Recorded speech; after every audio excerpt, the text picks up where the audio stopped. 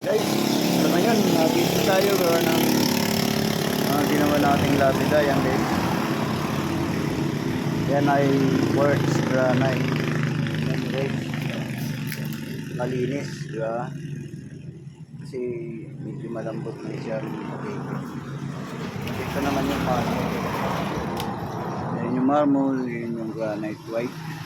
Tapos ito naman yung computer natin. Kung sakasakaling magpapagawa kayo, ito ay gagawin to sa Maynila, 1 linggo. At yun yung mga gawa natin. Yun guys, gawa natin. Yan. Yan mga gawa natin. Yan. Pero tayong maliit. Yan. Tapos yun, gawa ko yan. Yan. Lahat yung gawa natin guys. Huwag lang to, computer kasi to, may picture. Yan. Pwede na ba? Tanong ko lang. Thank you guys. Bye-bye.